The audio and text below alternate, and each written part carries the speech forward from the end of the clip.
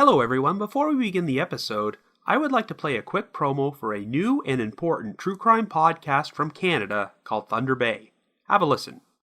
There's a small city in northern Ontario with the highest murder rate in the country, where the mayor is facing a trial for extortion, where 9 Indigenous teenagers came from out of town to go to high school and ended up dead. I need you to know there is an activity down by the river that involves throwing Indigenous people into the river when they're too drunk to defend themselves. Doesn't that sound like bloodshed? Don't send your kids here no more, because Thunder Bay is a fucking murder city. Thunder Bay is a podcast from Canada Land Media. Subscribe now in iTunes or wherever you get your podcasts. October 31st, 2002. Minneapolis, Minnesota. 21-year-old university student Chris Jenkins celebrates Halloween by going to a local bar with friends. After he is ejected from the establishment, Chris vanishes without a trace, and his body is found in the Mississippi River 4 months later. While police initially believe that Chris's death was an accidental drowning, his family uncovers disturbing evidence to suggest he was a victim of foul play. The police chief eventually reclassifies the death as a homicide and issues an apology to the Jenkins family, but the exact circumstances of how Chris died remain unknown. After that, the trail went cold.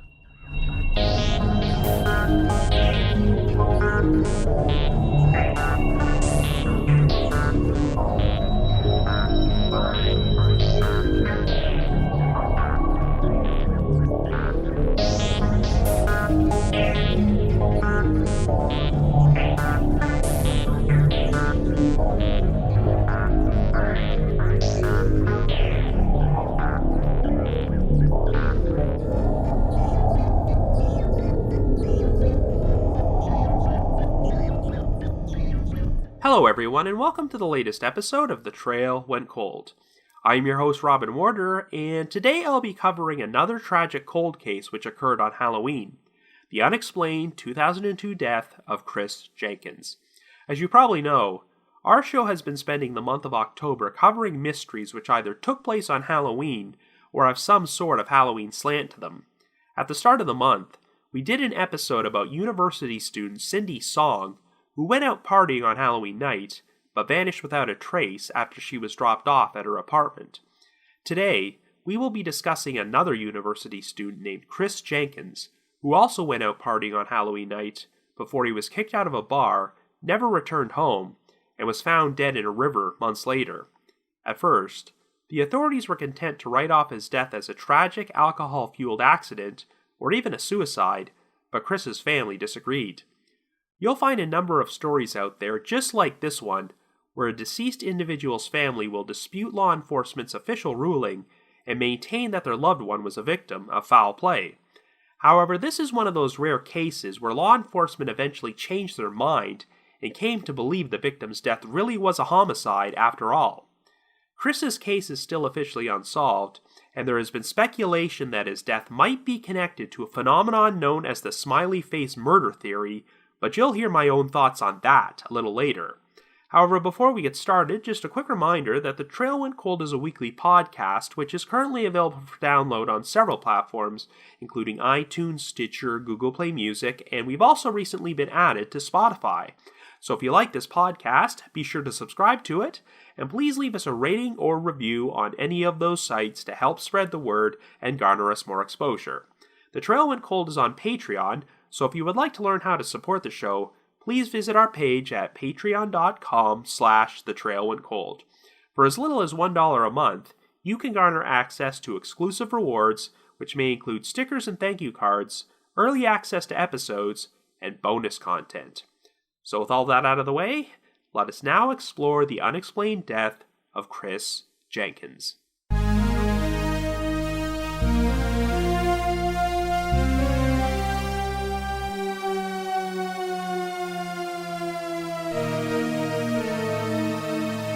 Our story begins in Minneapolis in 2002.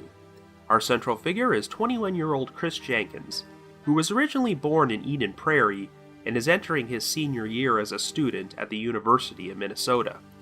Chris is an honors student with a 3.7 grade point average at the university's Carlson School of Management, and he is also a goalie and co-captain on the university's lacrosse team. He is currently living with roommates in a rented house in the Dinkytown district as he prepares to graduate in the spring. On Halloween night, a keg party took place at Chris's home, and he dressed up in the costume of a Native American. At around 10:30 p.m., Chris, his girlfriend Ashley Rice, and 3 of their friends left the party and went to the Lone Tree Bar and Grill located at 528 Hennepin Avenue in downtown Minneapolis.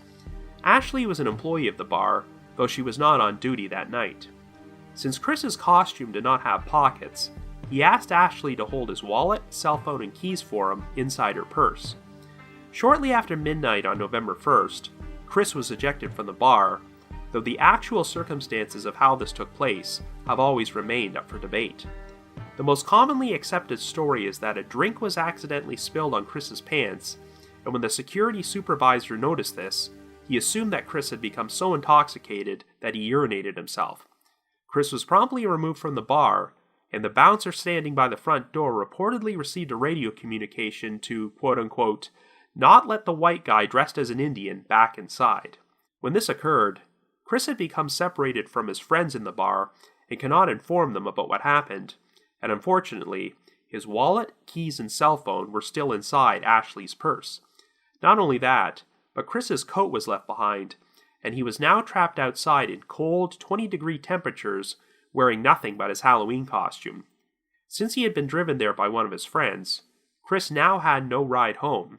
He walked away from the bar and was last seen heading north, but unfortunately, this would turn out to be the last time he was confirmed to be alive. Anyway, when Chris's friends could not find him inside the bar, they just assumed he went home on his own.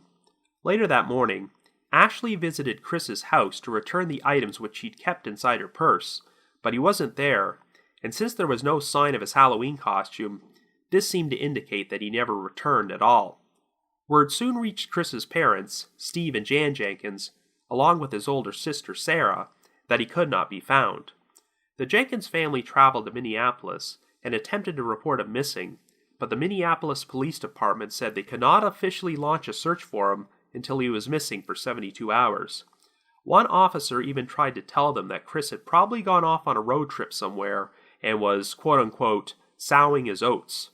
Of course, the Jenkinses found this idea to be ludicrous, since all of his important possessions were left behind at the bar, and he had nothing on him at the time. And if Chris had gone to spend the night somewhere, he likely would have contacted somebody, but none of his friends knew where he was. Even after the mandatory 72-hour waiting period ended, it would still be a few more days before the Minneapolis PD took any action on Chris's case, so the Jenkins family organized their own search for Chris, and hundreds of volunteers, many of them students from the University of Minnesota, looked for him.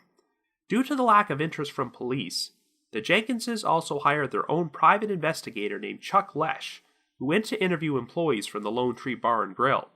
The security supervisor denied the claims that Chris had been thrown out of the bar, while the other bouncers became very defensive and provided no useful information. It turned out that an off-duty police officer named Mike Casey was present at the bar that night in order to work security at the adjacent Hennepin Center for the Arts. Ashley Rice knew Casey and had even borrowed the shirt from his police uniform as part of her Halloween costume as a sexy police officer. When Chris arrived at the bar with Ashley, she introduced him to Casey as her boyfriend, and witnesses recalled Casey being very flirtatious with Ashley that night. When the bar closed, the owner held an employee meeting which was attended by Ashley, even though she was not working at that time. When the meeting ended, it was Casey who gave Ashley a ride home.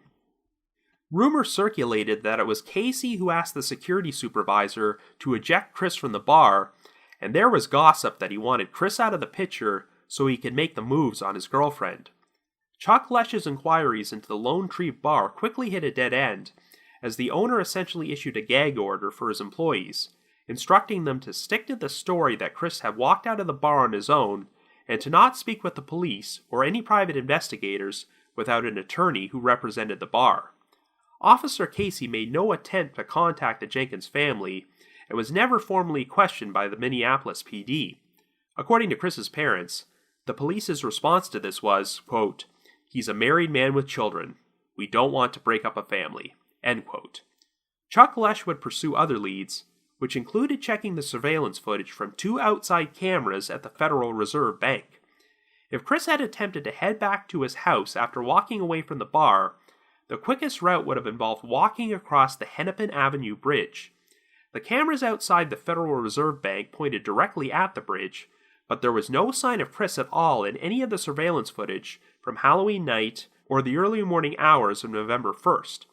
The surveillance operator maintained that it would have been impossible for anyone to cross the 1,000-foot length of the bridge without being captured on camera.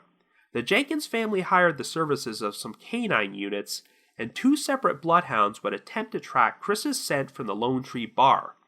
On both occasions, the dogs traveled to Times Square Pizza and Subs, located across the street from the bar, before following Chris's scent into an underground parking garage next door, and coming to an end at a spot in front of parking stalls 89 and 90.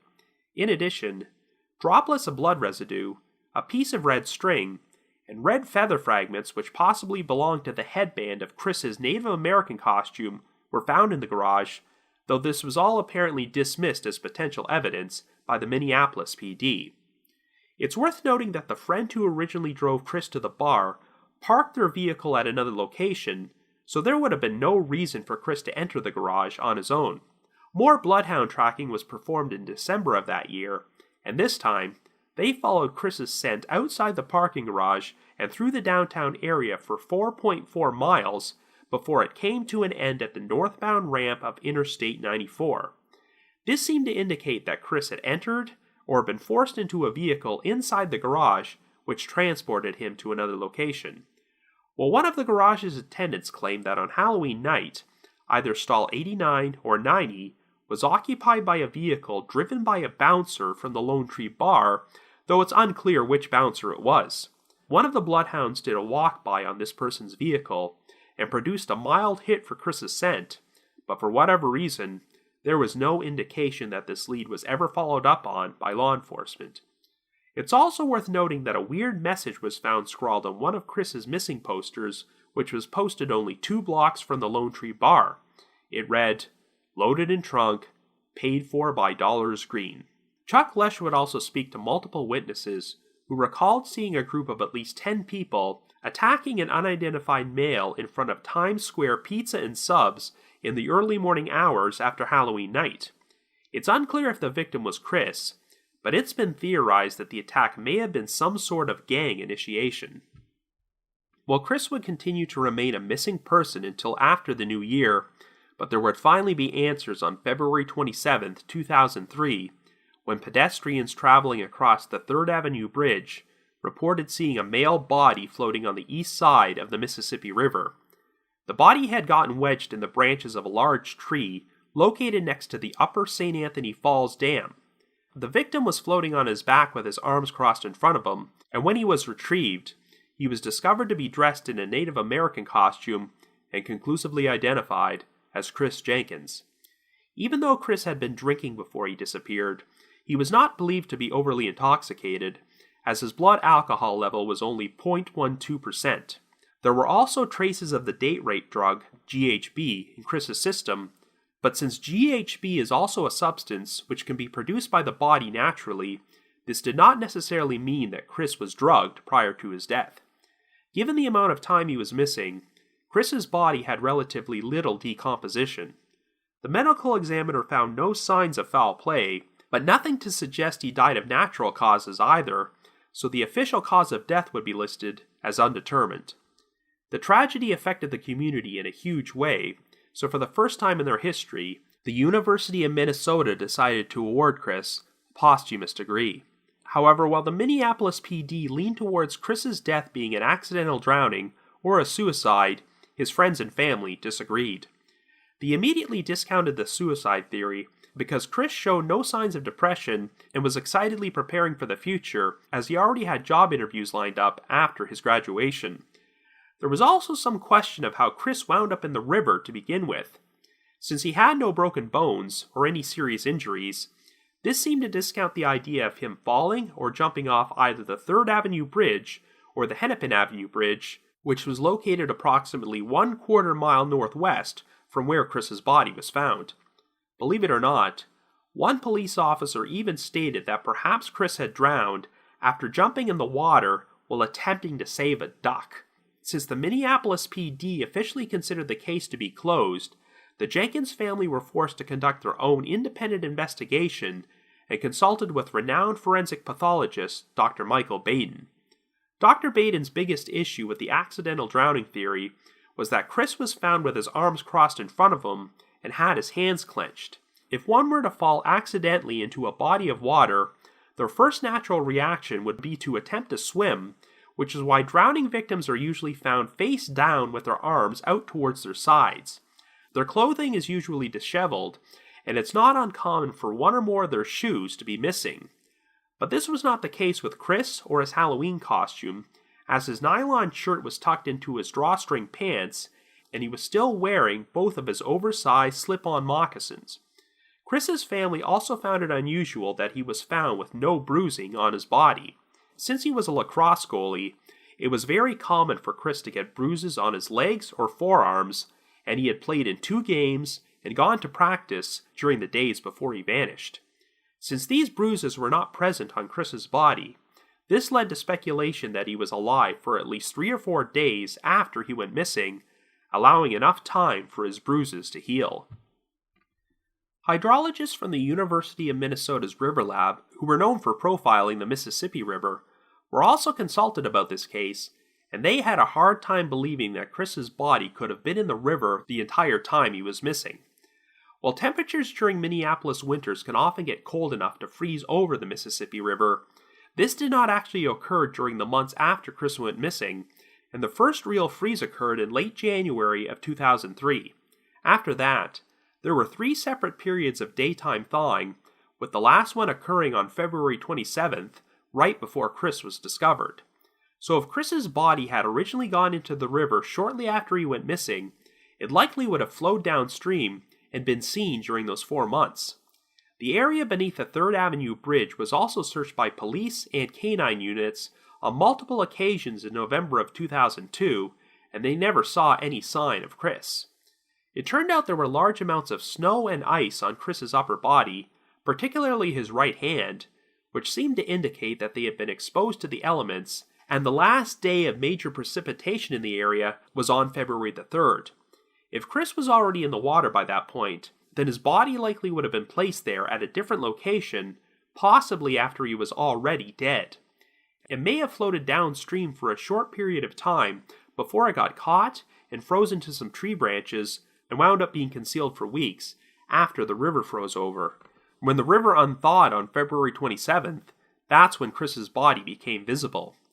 Chuck Lesh spoke to witnesses who had crossed the 3rd Avenue Bridge on February 26th, the day before Chris was discovered, who looked down into the river and were certain his body was not there.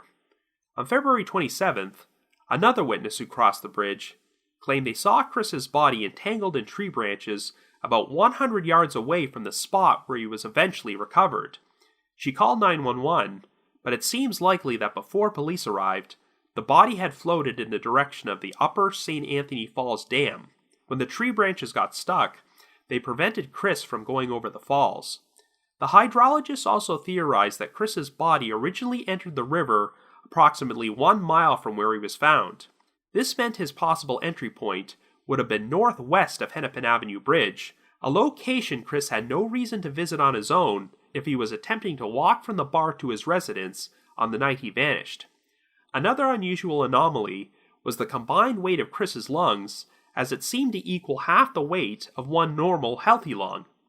This seemed to suggest that his cause of death may not have been drowning, but suffocation, possibly by having a plastic bag tied around his head. If he was murdered in that fashion, that could account for why there were no noticeable signs of foul play on his body.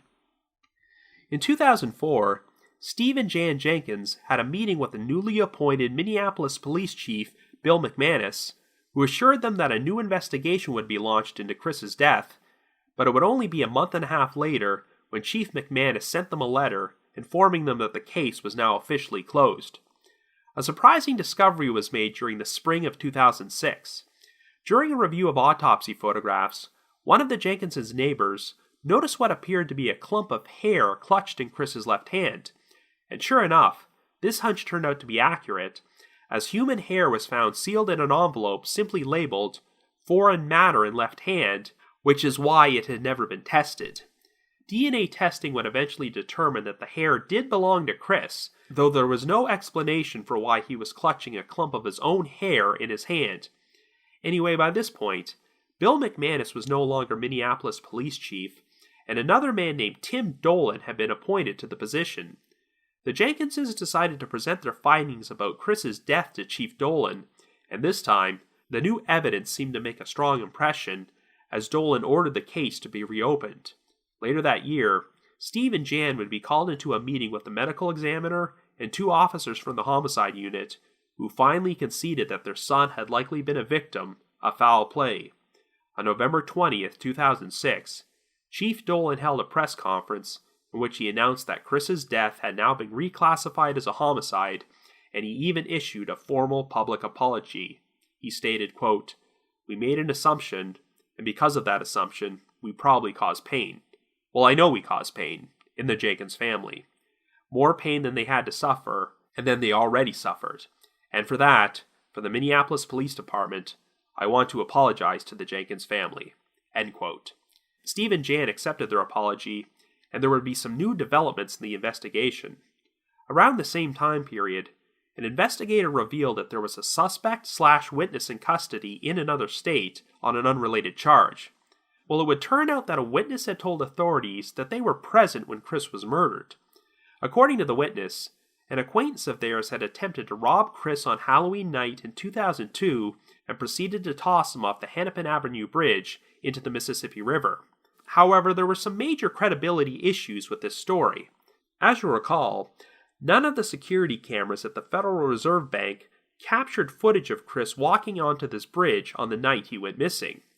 The bridge was also brightly lit and had heavy traffic at all hours of the night, so it seemed unlikely that anyone could have thrown a person into the river from there without any witnesses seeing anything.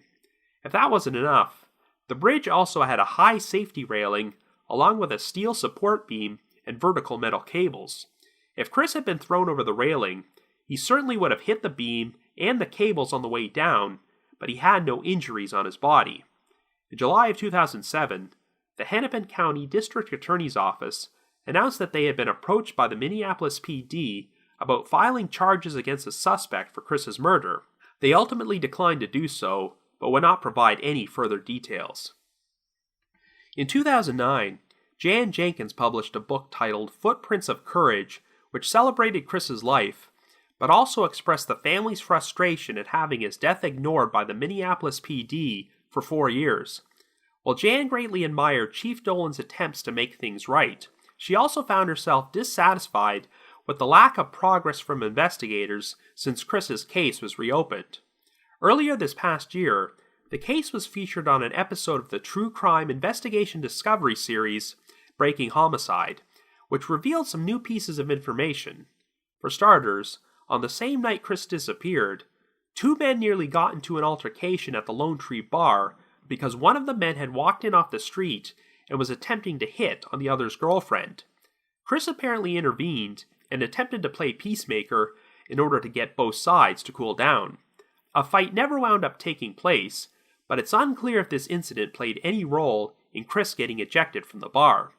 The show also contained an interview with an anonymous informant who shared an unsettling story about frequenting the Lone Tree Bar about 2 months before Chris went missing.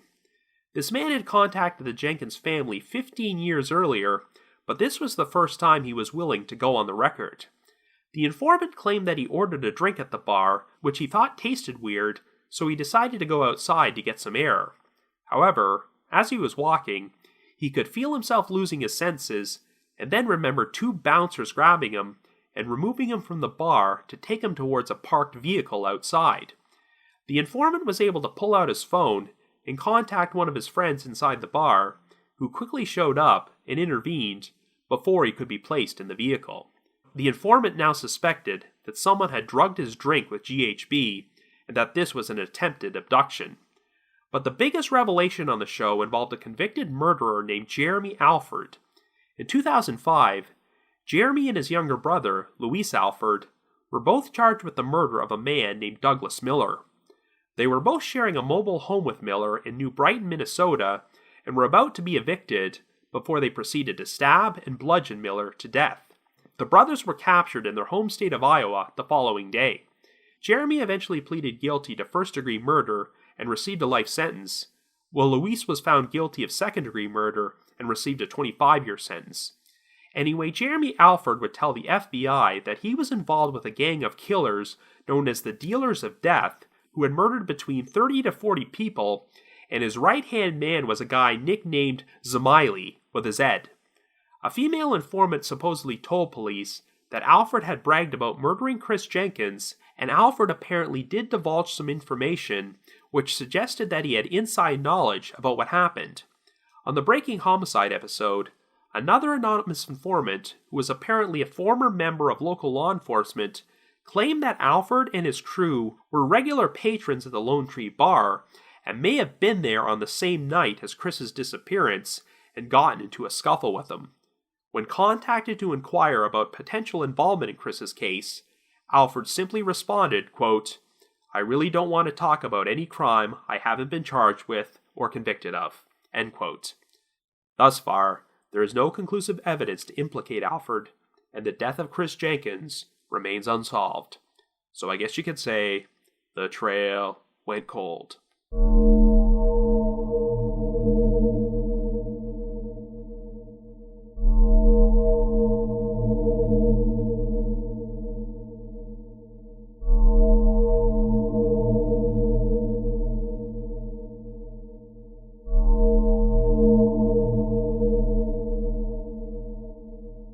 Okay, so I don't mind saying this straight away.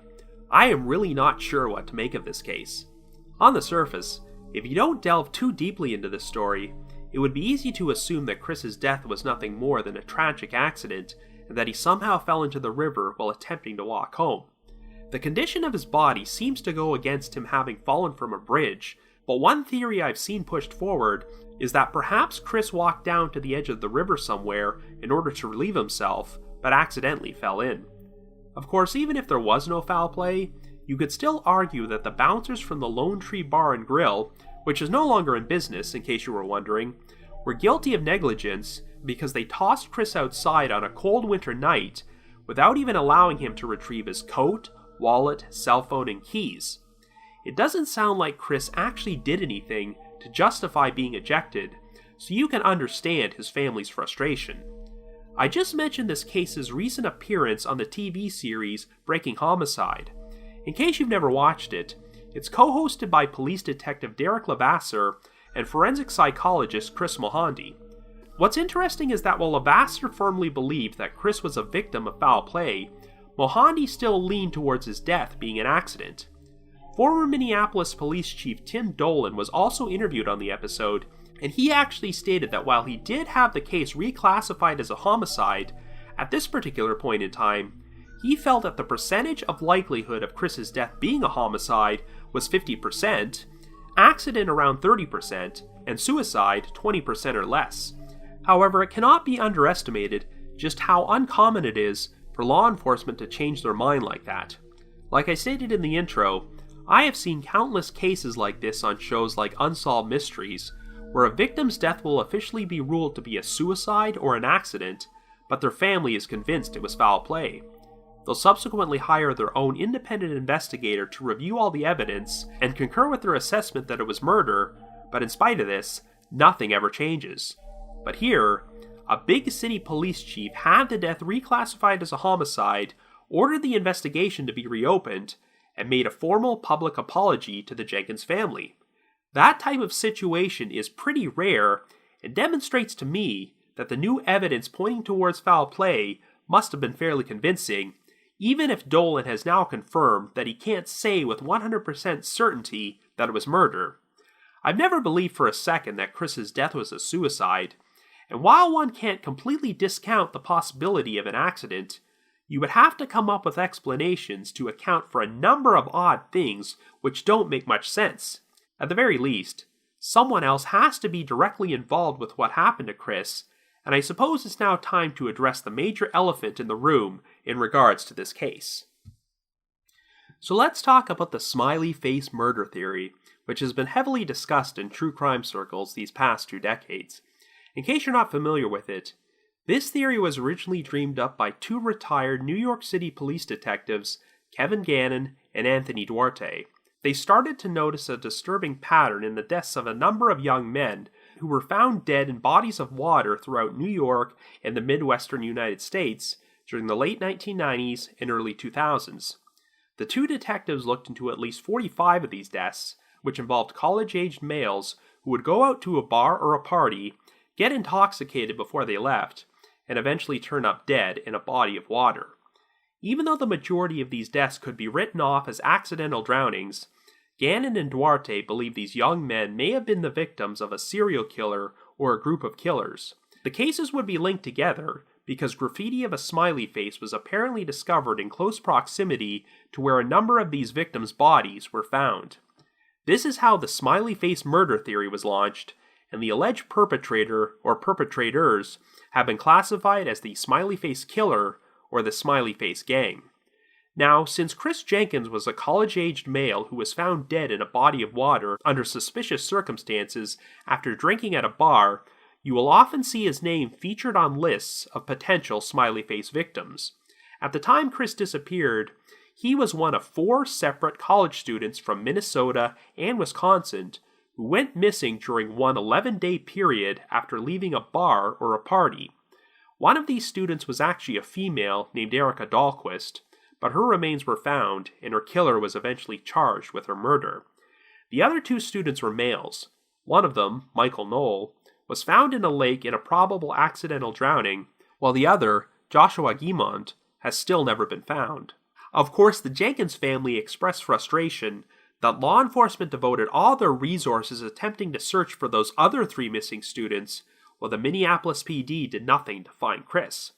Now, it's never officially been confirmed that any smiley face graffiti was found in relation to Chris's case. During an interview, Jan Jenkins once said that when she asked police if they ever found any smiley faces, they never actually gave any confirmation about this, but she felt the reaction seemed to indicate that the answer was yes. But that's purely her interpretation. Anyway, while the entire smiley face murder theory phenomenon has become popular online among true crime buffs, the entire theory has pretty much been discounted by most law enforcement agencies, including the FBI, who do not believe any of these deaths are connected at all, and that most of them were just tragic accidents brought on by alcohol. They believe that any appearance of smiley face graffiti is nothing more than a coincidence, and dispute the notion that these men were victims of a serial killer or a gang of killers. And quite frankly, I'm inclined to agree with them, as the smiley face murder theory is one true crime conspiracy I have never found that compelling. I can probably do an entire podcast about this topic, but I want to switch the focus back to Chris's story. No, I do not believe that Chris's death is connected to any smiley face murder conspiracy. I know that at least one suspect has implied there's a connection, but I'll get back to that in a little while. But while there likely wasn't any foul play involved in most of the other so-called smiley face deaths, something shady definitely did occur in Chris's case, and there is still a big mystery here. So we'll have to start from the beginning and talk about the weird circumstances of how Chris went missing in the first place. All we know is that he exited the Lone Tree Bar and left his girlfriend and friends behind, but while some of the employees tried to claim that Chris walked out on his own, the implication seems to be that he was tossed out by the security supervisor and that an off-duty cop named Mike Casey was the one who set this in motion. Even though Casey was working security for the adjacent Hennepin Center of the Arts, not the actual bar, the Lone Tree was apparently a prominent hangout for cops, and Casey was a regular there, so you can see why the employees might have listened to him. Since Chris's girlfriend, Ashley Rice, also worked at the bar, she seemed to be well acquainted with Casey, particularly since he allowed her to borrow his uniform shirt as part of her sexy Halloween costume. We do know that Ashley introduced Chris to Casey as her boyfriend, Casey was apparently very flirtatious with her, and he ultimately wound up driving Ashley home after Chris disappeared. Now, I should make it clear that it's never officially been confirmed that Ashley and Casey were involved in some sort of affair, but even if they weren't, I can see how this whole situation would look bad for him. Casey was married and had kids, and on the surface, it appears that he arranged to have a younger girl's boyfriend removed from a bar so he could have her to himself that night. Since this boyfriend went missing and ultimately turned up dead, you could imagine the potential scandal. All that being said, I'm not trying to imply that Casey had Chris murdered or had any involvement with his death. Given how lax the Minneapolis PD was at investigating Chris's disappearance and how quickly they wrote off his death as an accident, it's easy to assume they were covering up some sort of foul play in order to protect one of their own. Well, I do believe they were trying to protect Casey, but not because he was a killer. It seems obvious that the reasoning for removing Chris from the bar was completely unjustified. The story seems to be that a drink was spilled on Chris's lap, causing the staff to assume he was so drunk that he urinated himself, though in actuality, it does not sound like Chris was all that intoxicated at the time. Whatever the reasoning was, one thing which cannot be disputed is that it was pretty negligent to toss Chris out into the street on a freezing 20-degree night while he's dressed in nothing more than a thin Halloween costume. If they didn't want to let him back inside, at the very least, they should have grabbed his coat for him and given him the chance to retrieve his wallet, keys, and cell phone from Ashley's purse. How they wouldn't even let him speak to his friend who was still inside the bar and had drove him there that night, so Chris had no ride home. Without any means to pay for a cab ride or to call someone, the guy literally had no other options but to attempt to walk back to his place on a cold, dark night. The point is, if Officer Casey was the one who gave the order for Chris to be removed from the bar, even though he was not actually an employee there, then you can imagine some potential liability issues. Even if Casey had no direct involvement in Chris's death, he paved the way in allowing it to happen, and if his motive for kicking Chris out of the bar was to make the moves on his girlfriend, then this would not only look bad for Casey, but for the entire Minneapolis PD in general. Remember, they tried to justify their decision not to interview Casey by saying they did not want to potentially break up his family. So I think their lack of follow-through on Chris's death was not so much an attempt to cover up a murder, but an attempt to cover up irresponsible behavior from one of their officers. This would also explain why the employees of the Lone Tree Bar became very defensive about sticking to their story about Chris leaving on his own, and why their owner told them not to speak with anybody without an attorney present. For all we know, the police might have legitimately believed that Chris's death was nothing more than an accident and hoped the case would just go away, but did not anticipate just how resilient the Jenkins family would be at seeking answers. Remember, Tim Dolan was not Minneapolis police chief at the time Chris died, so he may not have felt any loyalty towards Casey, prompting his decision to have the investigation reopened. Now, even though police tried to push forward the theory that Chris fell into the river while attempting to walk home, the problem is that canine units used multiple bloodhounds to track Chris's scent to an underground parking garage across the street, a location he would have had no reason to visit on his own. Even if you don't put much stock in the accuracy of tracking dogs, fragments of a feather which seemed to match the headband from Chris's Native American costume were found in the garage, so I think it's a pretty good indication he was there. And there's also the fact that Chris's scent came to an end at a parking stall which was apparently used by one of the Lone Tree Bar's bouncers. This is one of the most frustrating aspects of this case, as the specific details are pretty iffy.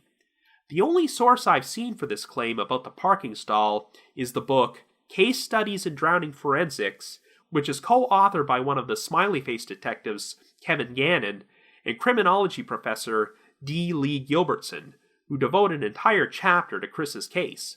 All it says is that the stall had been occupied by one of the bouncers, and one of the bloodhounds produced a mild hit for Chris's scent when they checked this person's vehicle.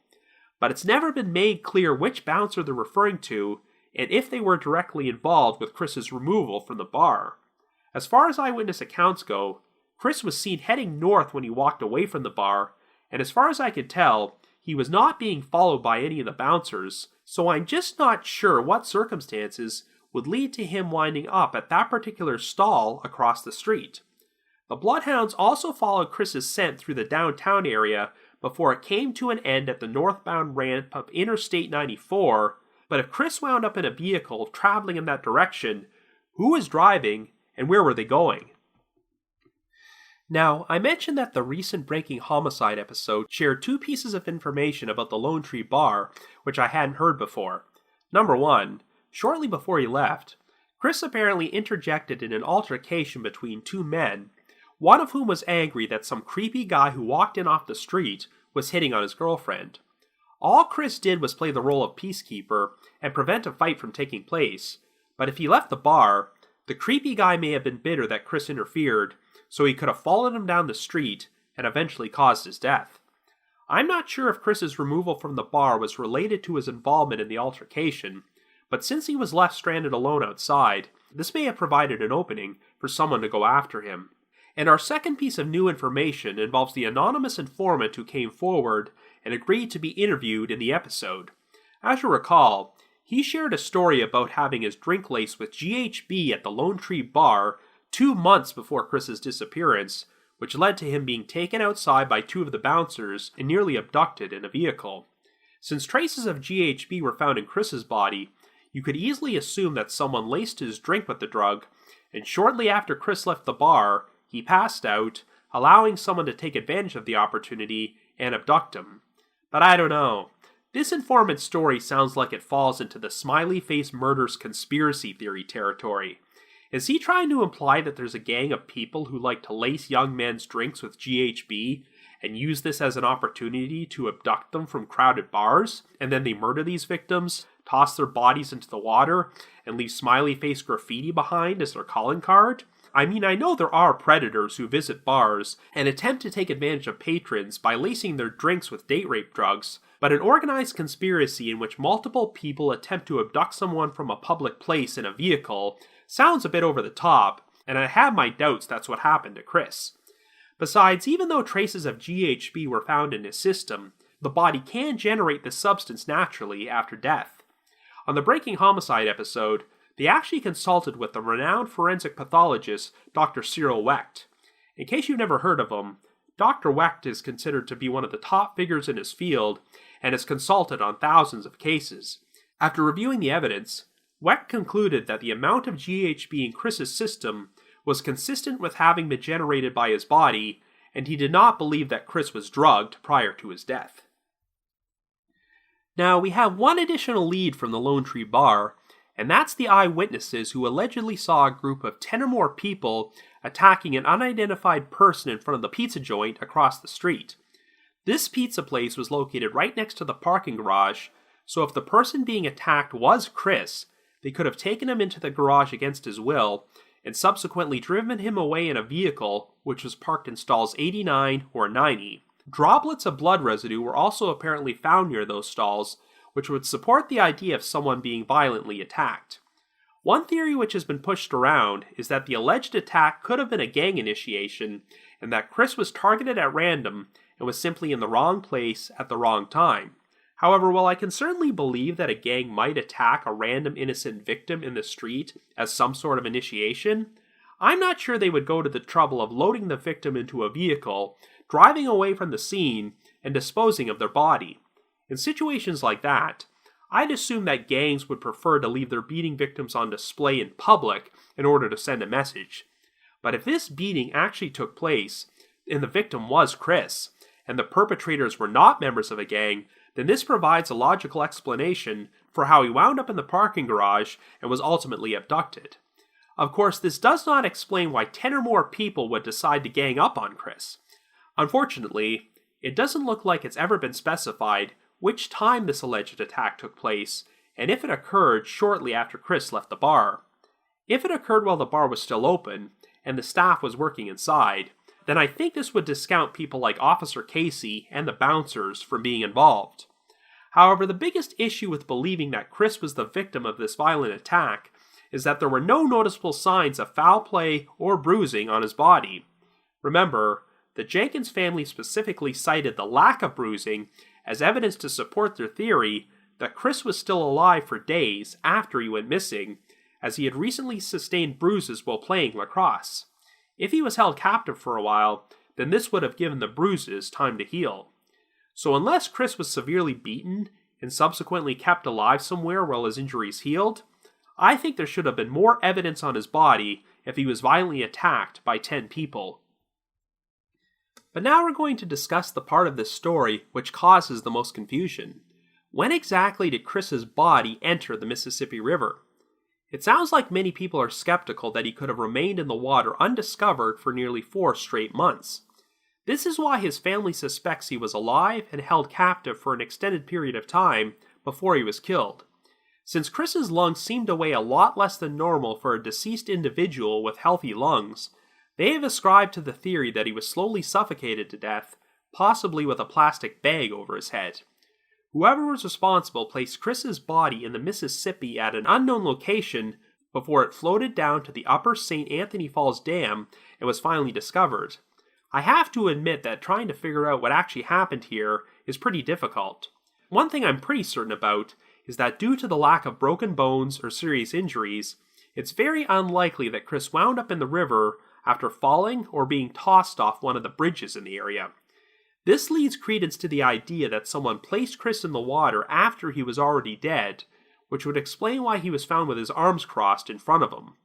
I agree with the assessment from Dr. Michael Baden that if Chris had gone to the river while he was alive, he would not have been found in that position.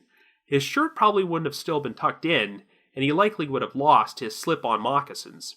And it seems doubtful that a clump of Chris's own hair would have been clenched in his fist, as grabbing one's hair and pulling it out just does not seem like something a person would do if they had fallen into some water and were struggling to swim ashore.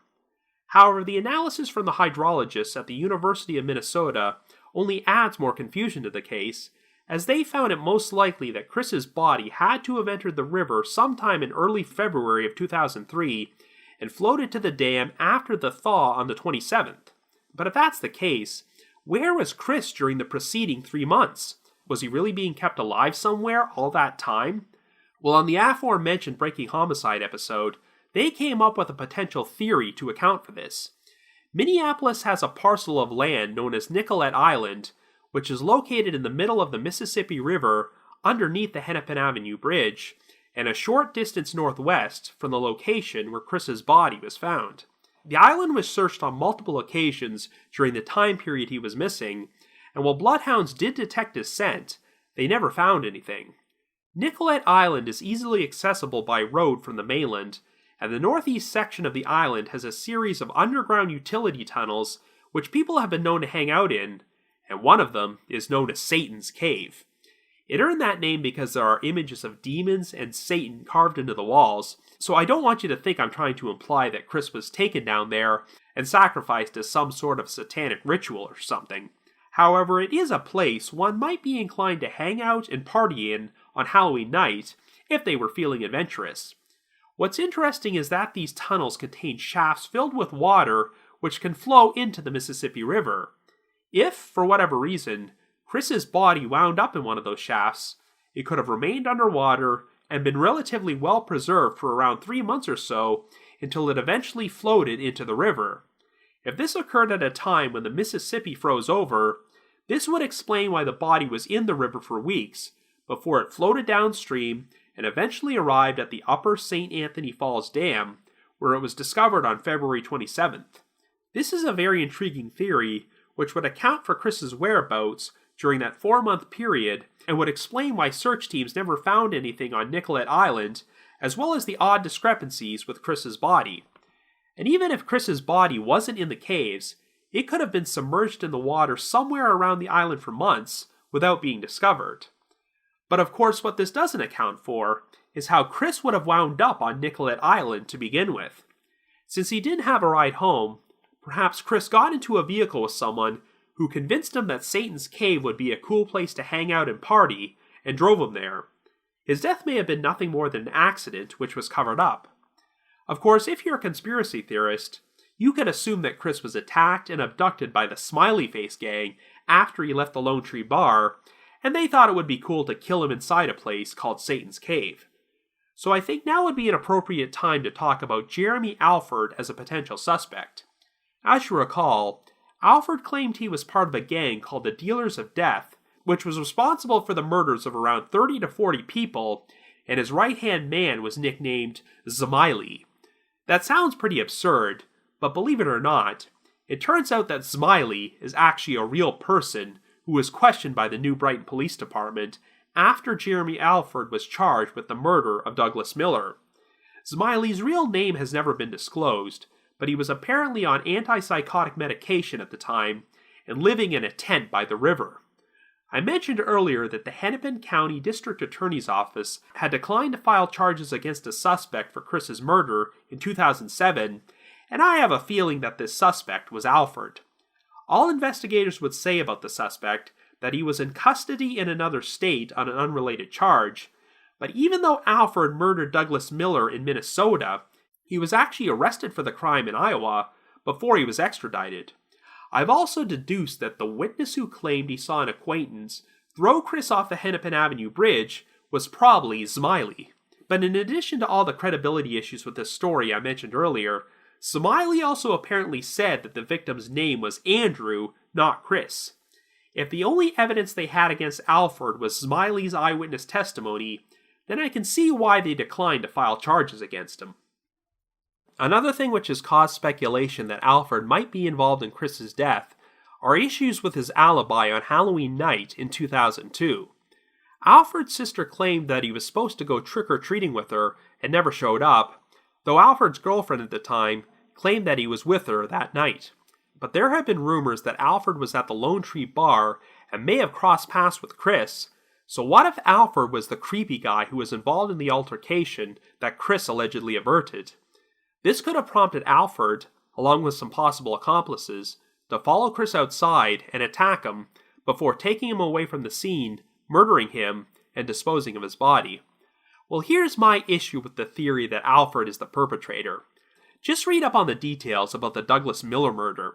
If you were to look up the definition of the word subtle, this would pretty much be the polar opposite. Jeremy and his brother Luis proceeded to bludgeon Miller with such items as a hammer and a metal bar, and stabbed him 20 times with a knife and a barbecue fork. They then proceeded to burn down Miller's mobile home with his body still inside, and then fled the scene in the victim's stolen van before dumping it in a river.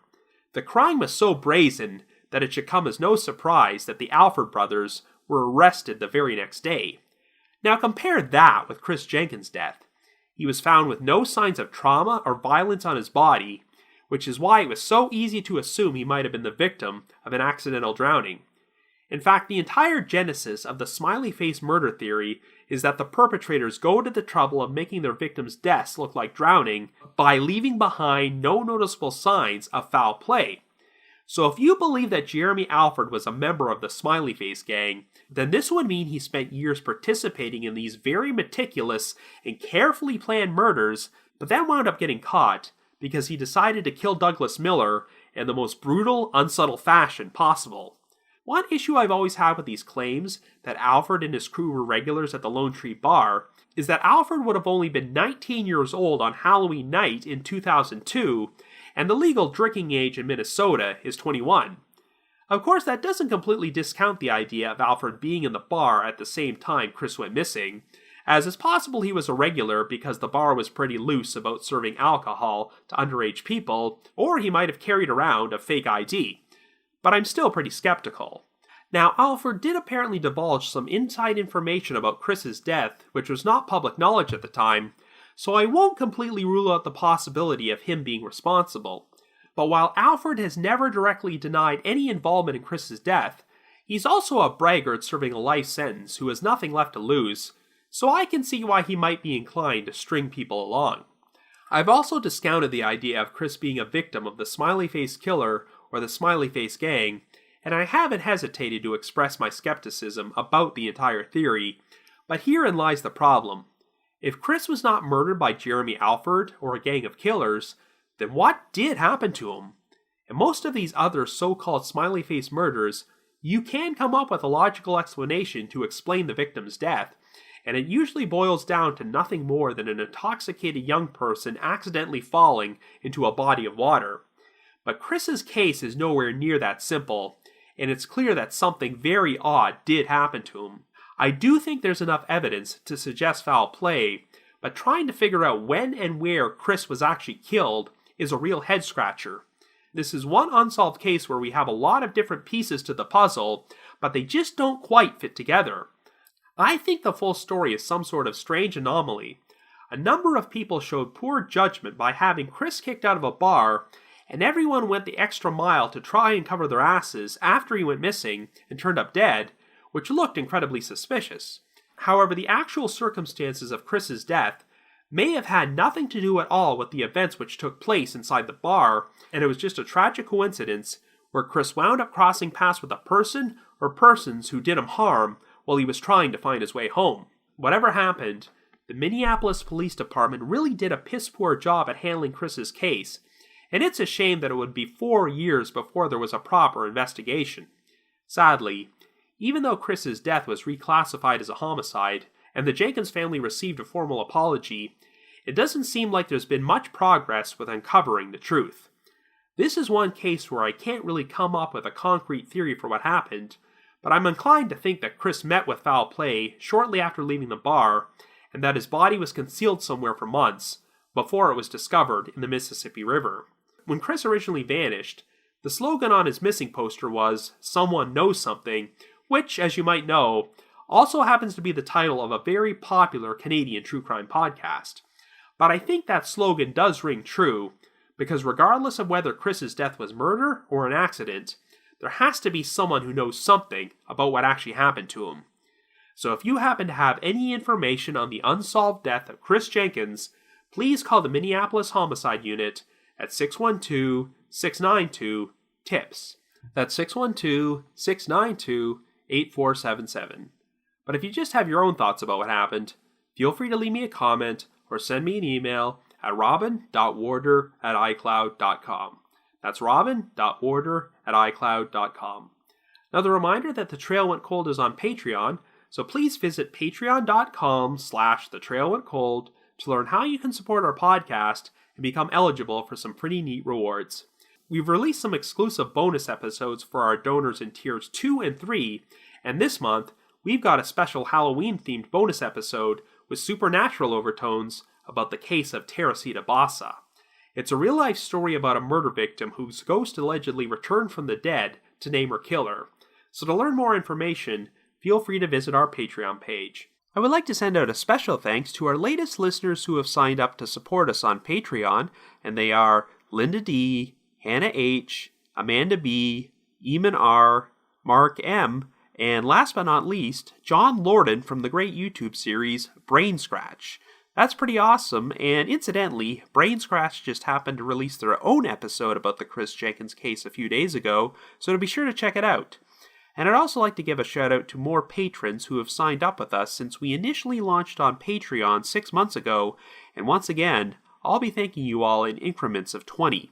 So this week, here's a shout out to the True Crime Fan Club Podcast, Jennifer C., Joe K., Alicia K., Gary D., Mary F., Kelly F., Dana S., Mickey House, Adam S., Christy T., Hank, Mary Z., Stormy C., Molly S., The Fall Line Podcast, The Dark Poutine Podcast, Ashley B., Raquel B., and M. Thank you all so much for your support. I also just wanted to give another shout out to my supporters at the Unsolved Mysteries message board, the Sitcoms Online forum, and the Unresolved Mysteries subreddit. I need to provide a big thanks to Miguel Foote, who edits and assembles this podcast together for me, and Vince Nitro, who composes the eerie music you hear on every episode, and of course we brought back his spooky Halloween version of the Trail Went Cold theme for October's episodes.